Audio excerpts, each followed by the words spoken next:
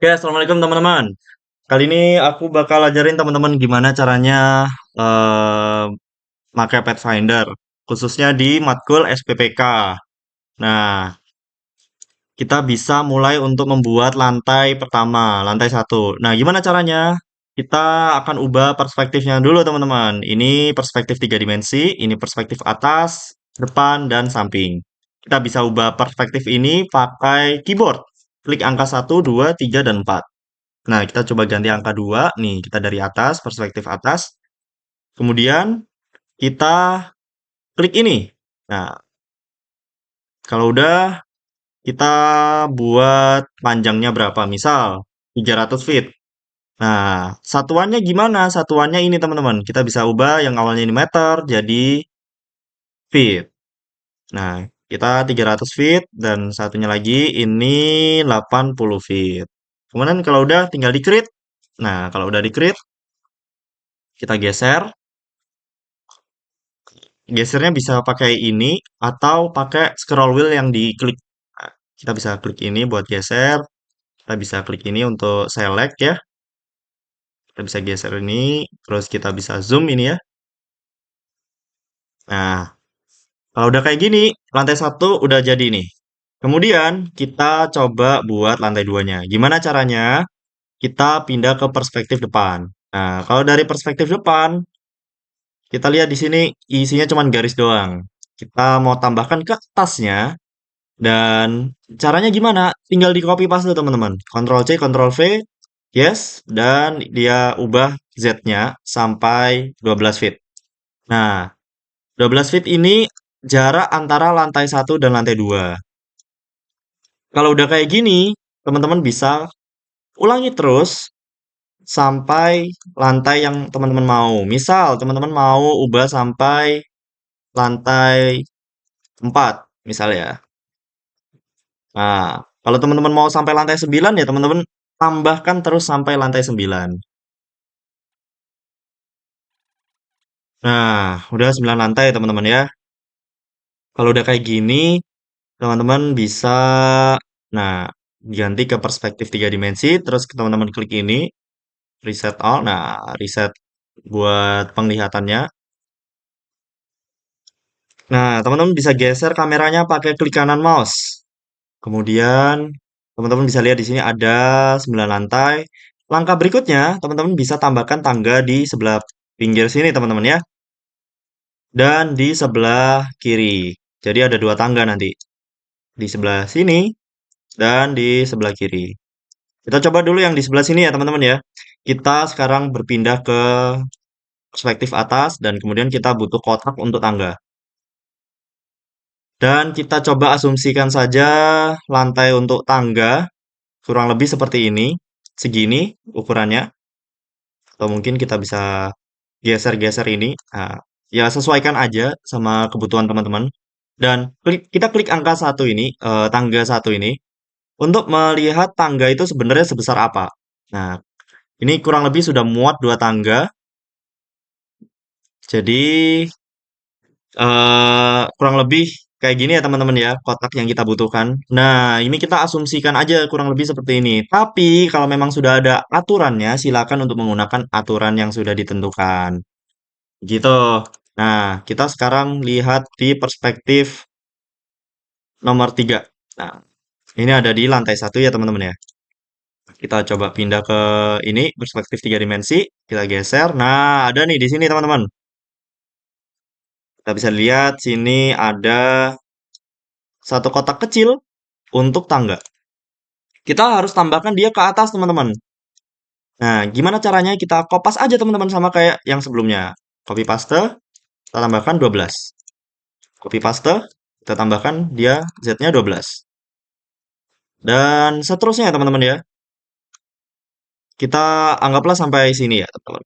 Nah, kita sekarang butuh tangga penghubung dari lantai satu ke lantai 2. Gimana caranya? Caranya kita butuh kotak untuk menghubung tangga satu ke tangga 2. Tangga lantai satu, tangga lantai 2. Gimana caranya? Kita sekarang harus pindah ke perspektif yang atas. Kemudian kita bisa cek jarak tangga itu kurang lebih seperti seberapa. Kurang lebih segini ya teman-teman ya. Nah, kita bisa tambahkan kotak lagi di sini. Nah, ini untuk landing tangganya ya teman-teman ya. Kalau udah kayak gini, ingat ya teman-teman, kalau misalkan udah ada aturannya, silakan menggunakan aturan. Kita menggunakan asumsi saja supaya lebih mudah difahami. Kita cek di 3D perspektif. Nah, sudah ada lantai kecil lagi di sebelah sini. Nah, kita nggak mau dia ada di sini. Kita mau dia di antara lantai satu dan di lantai 2. Gimana caranya? Kita copy paste, kemudian yes. Nah, ini kita bisa tambahkan 6. Kenapa 6? 6 itu dibagi 2. 12 dibagi 2. Jadi hasilnya aja dengan kita tidak mau itu, kita maunya di antara lantai satu dan lantai 2. Kita kopas lagi dan kita ganti 6. Nah, yang lantai bawah dihapus aja. Kalau udah kayak gini, eh teman-teman bisa tambahkan lagi ke atasnya. Kita copy paste lagi. Nah, kita tambahkan lagi 12. Nah, kenapa kok 12? Kalau misalkan kita tambahin 6, dia akan sejajar dengan lantai 2. Nah, kita tidak mau itu. Kita maunya di antara lantai 2 dan lantai 3. Nah, kita kopas lagi. Nah, kita tambahin 12. Nah, kurang lebih seperti ini. Kita cek secara 3 dimensi. Tuh, dia melayang gitu ya teman-teman ya. Sekarang, langkah berikutnya kita tambahkan tangga. Nah, tangganya kita nggak menggunakan yang lantai satu ini. Sorry, sorry. Kita tidak menggunakan yang angka satu ini. Kita menggunakan yang angka 2. Caranya, kita klik saja, klik pojok ini ke pojok ini. Nah, tangganya akan otomatis dibuat. Dan dia akan langsung menghubungkan antara lantai ke lantai. Begitupun juga dari yang sini ke lantai 2. Dan seterusnya ya teman-teman ya. Kita coba yang ini dan dari ini ke sini. Nah, kalau udah kayak gini, kita sudah buat tangga dari lantai satu, lantai 2 dan lantai 3. Teman-teman bisa lakukan seterusnya sampai lantai 9. Kemudian kalau udah seperti ini, teman-teman jangan lupa tambahkan pintu. Cara membuat pintu itu dari pojok sini ya, pojok kotak ini dan pojok kotak ini kita tahan, klik tahan dan kita lepas. Nah, kita tambahin lagi pintu di sini, klik tahan dan lepas. Kita tambahin lagi pintu dari sini, klik tahan dan lepas. Nah, ini adalah pintu dari ruangan menuju ke tangga. Sekarang kita butuh pintu exit. Nah, pintu exit itu garisnya bukan coklat, tapi garisnya hijau seperti ini. Nah, kita tidak mau garis hijau ini ada di lantai 3.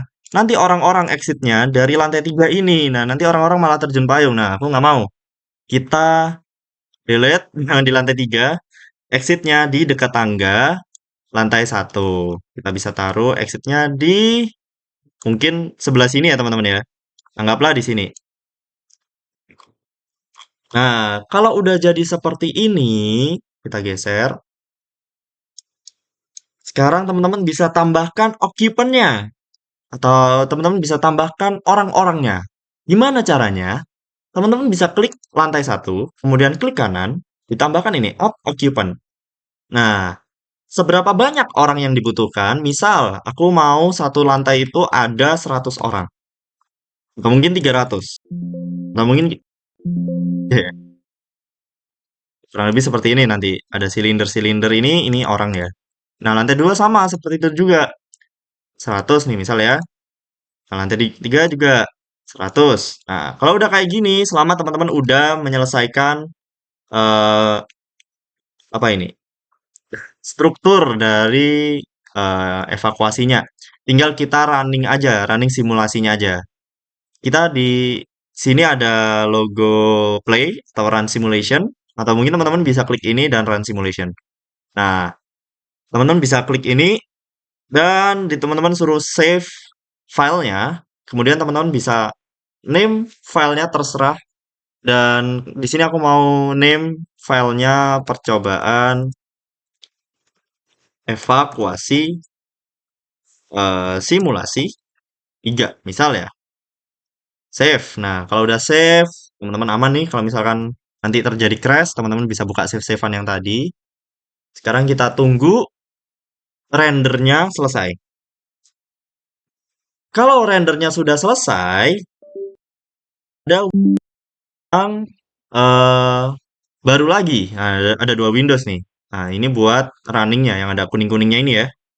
Kita bisa drag, klik kanan. Nah, kita bisa lihat di sini tuh sudah ada orang-orangnya. Kalau misalkan masih jadi silinder-silinder, kita bisa rubah di view, kemudian di occupant display. Nah, diganti ke show as people. Yang awalnya silinder, kita ubah view-nya. Oops, sorry. View ke occupant display-nya jadi people. Nah, kalau udah kayak gini, teman-teman bisa play di sini. Nah, secara otomatis orang-orang akan mencari exit terdekat sehingga eh, kita bisa tahu kira-kira ketika sudah exit semua itu membutuhkan time berapa lama. Kayak misalkan kita speed up ya. Nah, ini bisa speed up. Nah, kita bisa lihat di sini, sorry, kita bisa lihat di sini ada waiting time-nya di sini. Nah, kalau kita selesaikan, di sini kita membutuhkan 243 detik atau 4 menit 3 detik. Ya, kurang lebih seperti itu ya teman-teman ya. Di sini tertulis exit-nya 300 orang sudah exit gedung dalam waktu 4 menit 3 detik. Dengan konfigurasi tangga seperti ini. Nah, jangan lupa ya teman-teman ya nanti ditambahkan tangga di sebelah sini juga. Biar nanti seimbang ya, kanan kiri juga ada tangganya.